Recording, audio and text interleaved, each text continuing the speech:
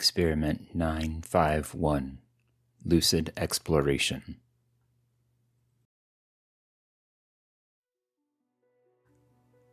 Pinnacle Research has used the technique of lucid dreaming in many of their early experiments. They've always seen it as a way to unlock the minds of their subjects, removing the influences of the outside world and freeing them to fully explore the world of their subconscious mind. Over the course of several of these experiments, the statements from many subjects began to show an interesting trend. While in this dream state, the subjects felt the presence of something. None of them could quite describe it, but they all knew it was there. They told the researchers that it felt almost like they were being watched. Not in a menacing or threatening way, but almost familiar. Some even said that they felt some sort of connection with this, whatever it was. Obviously intrigued, the Pinnacle researchers designed an experiment specifically to gather more information about this something they all seemed to have in common. Researchers enlisted the remaining subjects of previous lucid dreaming experiments in this new study as they had experienced this phenomenon before. The individuals clearly had a connection to this something, and they guessed that it would be harder to repeat in new subjects. They ended up with a small group in the end, only 4, 3 male and 1 female. As was customary before starting a new experiment, the research team met to lay out its goals and how the experiment would be run. Dr. Richards would lead the team, as he had the strongest background in neurology and had extensively studied how the brain behaves during sleep. He cleared his throat, and the room fell silent. "Now," he started, "I think we're all familiar with the approach on this one." He stopped and reached for a thick file folder across the table from him, sliding it towards him. He winced. His shoulder was still not fully recovered from the unfortunate incident the week before. They'd said he was lucky the damage wouldn't be permanent, given the severity of the injury. Opening the folder, he continued, "We have 4 subjects this time, all pulled in from previous experiments that were completed successfully and without any issues." He stopped and glanced up at Dr. Allen. Dr. Allen squirmed uncomfortably in his chair under his gaze. After a moment, he looked back down at the file and continued, "I assume you've all read the preliminary report?" He looked around the table. Their silence was confirmation enough for him.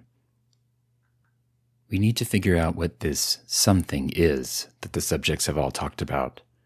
For 2 of the 4 subjects, this something existed in their dream state, but lurked just beyond their perception. The other 2, however, experienced a much stronger connection. They said it felt like it was communicating with them, but not through spoken language or visual cues. It felt more emotional, more raw than that. The female subject even went so far as to say that she felt a part of it, almost like she was an appendage of this larger organism. Still herself, but connected. So our goal here is to try and determine what this something is and find out as much about it as we can. We're planning on running the experiment for 1 month, having each of the subjects come in individually rather than as a group, to prevent any outside factors from tainting the results. Any questions?" He looked around the table again, waiting. Silence again. "No? Good, then let's get to work," he said, rising from his chair. The next day, researchers brought in the first of the subjects, one of the men. As with the previous experiments, they connected him to a large machine, placing the neural monitoring net over his head to track brain activity as he slept. They'd spent the last hour preparing him, implanting the trigger word into his subconscious that would let him know he's dreaming, and ensuring that he understood what to focus on once in control. They administered the sedative and left the room. Eventually, he drifted off to sleep. They took their stations in the next room in front of a large bank of glowing monitors, chirping quietly as they reported the details of the subject's current state. Through a large, thick glass window between the rooms, they could see him resting peacefully. His brainwaves slowed as he moved into a deeper sleep. They clicked on the intercom and spoke the trigger word, perception, beginning the lucid dreaming process. When the subject awoke the next morning, much of his story was still the same as after the previous experiment. He still felt that something just at the edge of his perception, but he was never really able to see it. Disappointed, the researchers dismissed him and sent him on his way, thanking him for his participation. Frustrated with the slow start, the researchers jumped ahead and decided to bring in the female subject next. She already had a stronger connection with the something, so they assumed that she would have a more productive session and have more to report without the distraction of the goals from the previous experiment. They performed the same setup process with the machines as with the other subjects, and, after administering the sedative, quietly moved to the next room to observe. As the medication took hold, she drifted off to sleep. The monitoring equipment beeped quietly and consistently beside her, the only sound in the dimly lit room. And she began to dream. The machine monitoring her brain activity began to beep less frequently, and the waves began to flatten as she was moved into a deeper sleep. The researcher clicked the speaker from the other room and spoke her trigger word quietly, "Aware." Instantly, her neural activity picked back up, the spikes on the monitor moving closer and coming more frequently before relaxing again into a smooth rhythm. Now, all they could do was watch and wait. The subject found herself standing in the center of a large, dimly lit room. It seemed much like the same room she'd been in for the experiment, but this room was completely empty. The only sound she could hear was her own breathing, slow and steady despite her disorientation. She still wore the same medical scrubs that they had her change into, but they seemed different somehow. Had the color changed? She knew they had been a pale blue before. As she watched, they slowly cycled through a rainbow of colors, finally settling on a deep red. Through the silence, she heard a voice. It was too soft to hear at first, but then it echoed, louder and more clearly. It said, "Aware." Suddenly, the room around her shifted, the walls disappeared and were replaced by a black void.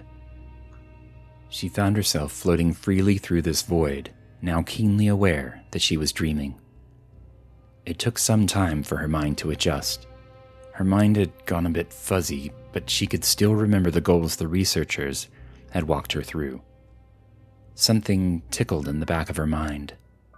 She knew that the something was there, reaching out to her. She could feel it closer than before. She could feel it reaching out, calling to her, both familiar and foreign. She closed her eyes, took a deep breath, and opened her mind. "Come," she thought. "I want to know." Time seemed to stretch and twist as she waited there, floating in the inky blackness. Had hours passed? Or was it just seconds? And then, all at once, her mind exploded with the thoughts and feelings of a million other minds, all reaching out for more. She'd lost herself in the emotion, not only seeing memories of others, but feeling those memories. The love, the heartache, the joy, all washing over her, both a part of her and a part of a greater whole. She'd almost lost herself, wave upon wave of raw emotion crashing over her, when she felt something she recognized. Struggling to block out all else, she focused on this one feeling, a single drop in a vast ocean of connected emotion around her. Searching for what seemed like an eternity, she finally found it. She pushed forward, and all at once it opened to her, and she fell back into that same warm, inky blackness as before. Again, all she could hear around her in the silence was her own steady, strong breath. She felt her before she saw her. A female figure emerged from the shadows. It was her. Well, almost her. There was something different she couldn't quite put a finger on. She opened her mind, welcoming the other her to join with her in an embrace of emotions. The connection was made, but there was a hardness to this other her. Reaching deeper, she could see a darkness at her core, a hard shell blocking her from seeing inside. This other her simply smiled and motioned for her to sit. They sat facing each other, crossing their legs, mirror images of each other. The other her closed her eyes, so she did the same. The overwhelming emotion returned, but it was different this time, more focused. She knew these feelings, these memories. She had felt them all before, though with slight differences. The sheets on the bed were red, not blue. The couch was on the opposite wall. Then the focus shifted and expanded. Through the other her's eyes, she saw a world that was on the brink of disaster. It was familiar and foreign all at once. She felt the pangs of guilt at starving children that she could do nothing about. She saw cities in ruins from the bombs dropped by those in power. And she saw the body of her husband, lying on the floor with both legs bent at impossible angles, blood oozing from a large wound on the side of his head, eyes wide open. She was horrified, but another emotion was coming from the other her. Was that joy? The other her continued to share, moving on to other memories. Still shaken, she forced this other her back to the memory of her husband. She felt tears welling up in her eyes at the sight of him, lying there motionless. There it was again, that feeling of joy. Her eyes snapped open and stared at the other her, but she was already looking at her, a wry smile on her face. A new emotion hit her hard, sending her reeling back through the blackness. It was revenge. She understood that the other her had done the unthinkable. It was that day, the day he told her. The day he told her about the other woman. They had fought, her rage almost uncontrollable. She had yelled, she had thrown things at him, smashing into the walls and the floors. But eventually, her rage subsided. She'd broken down crying and he had held her, and they had stayed like that for a long time. And then slowly, over time, trust and love returned. Not as strong as before, and with a hint of hesitation, but it returned nonetheless. She snapped back from the memory and narrowed her eyes at the other her. The other her scoffed and looked away. That same feeling returned. Revenge. She was suddenly back in their house, just as before. It was the same day as her own memory, but the house was somehow different. Everything seemed older, more fragile somehow. And then the moment came, and he told her, the other her, about the other woman. As before with her, the rage burned hot, and she watched through this other her's eyes as she threw things at him, watching as they smashed against the hard walls and floors. But when the moment came where, before, the rage had started to fade in her, in the other her it only grew, burning all other thoughts and feelings to ash in its white-hot flame. She exploded, screaming at him as she charged, backing him towards a landing overlooking the front entry of the house 2 stories below. He tried to resist, but still she advanced, pushing him hard against the railing, now straining and groaning under his weight. He tried to grab her arms to calm her, but it was too little, too late. With one last guttural scream, she pushed hard. His weight shifted, and he fell backwards, the railing finally giving way, and he fell, twisting in the air, eyes wide in shock. It was his head that hit first, smashing with the full weight of his large frame on the corner of the table there in the entry. His body instantly went limp as he landed on the hard tile floor with a sickening thud. Still seeing through the other her's eyes, she just stood there, watching. The blood began to seep from the wound on his head, spreading out in a deep red pool around him and soaking into the rug nearby. But she felt no remorse. She didn't even feel love anymore. Only revenge. He had deserved it. And then she was back. She was herself again. She leapt to her feet, horrified.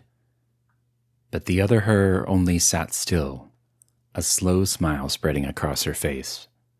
All she wanted to do was run. She had to get away from this other her and get back to herself, back to normal. She could hear the cacophony of emotions and memories she'd traveled through to get here as echoes in the back of her mind, but they seemed so far away. She reached out for it, begging for it to embrace her once more, but with each cry for help, it only seemed to move farther and farther away. Then she felt the pressure on her leg.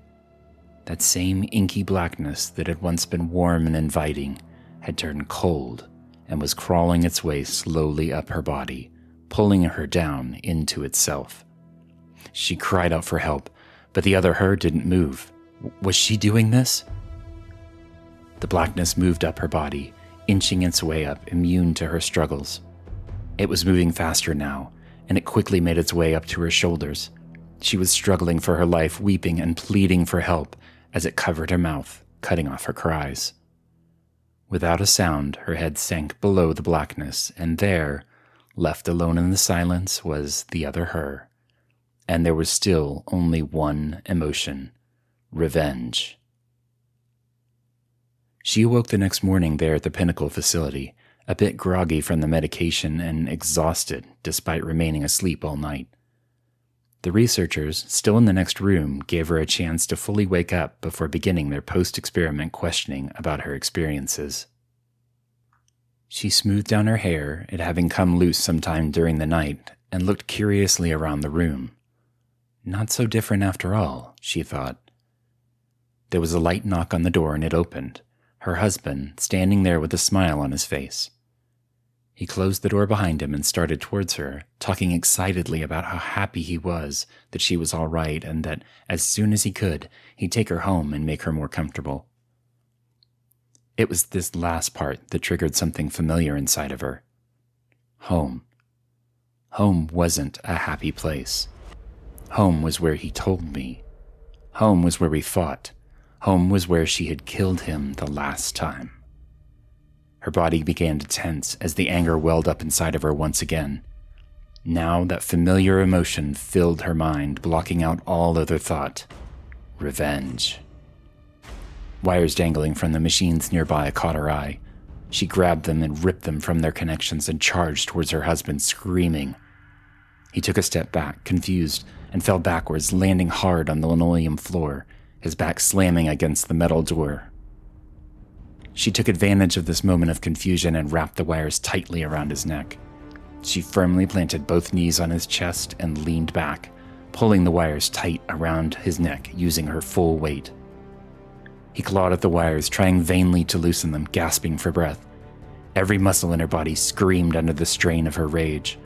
Some of the thinner wires began to cut into the flesh of his neck as she continued her assault.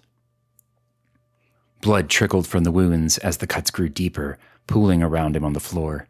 He tried to roll, but his struggling was becoming weaker, his body and mind deprived of the oxygen it desperately needed. Still, she raged on. The blood was flowing more freely now as the wires severed arteries on both sides, the blood coming in small gushes in the rhythm with the slowing beat of his heart. Outside the room, researchers and security staff began beating on the door, trying desperately to get in and subdue her. She barely heard them, knowing that the combined weight of her and her husband's body was enough to give her a little extra time, which was all she needed to make sure justice was done. She leaned back and pulled the wires hard one last time. The weaker one snapped, lashing back and cutting her arms, fueling her rage even more. Her husband's body went limp beneath her. Blood was now flowing freely from the cuts deep in his neck. She let go of the wires, exhausted, and looked down at her own hands. She only now noticed the deep cuts in them, her own blood trickling down, mixing with his. She had done it. Again. He would never hurt anyone else the way he had hurt her. She collapsed and rolled off of him, not even noticing the blood soaking into her hair and skin, cooled quickly by the hard linoleum flooring. She barely even moved when they finally burst through the door. Their muffled yells barely even registered as they grabbed her under the arms, dragged her to the bed, and pulled the restraints roughly around her arms and legs. It didn't matter, though. She'd done what she came to do. Exhaustion overwhelmed her, and sleep came quickly. As she drifted off to sleep, she smiled. She could feel that familiar something reaching back out to her. The emotion overpowered her as she returned to its embrace. This was home. And there, deep in herself, a white-hot flame still glowed. She could feel them all out there, like her but different. Millions of individual drops in this vast emotional sea. She knew what needed to be done. She had to finish, even if it took an eternity. To work, she thought, and moved deeper in.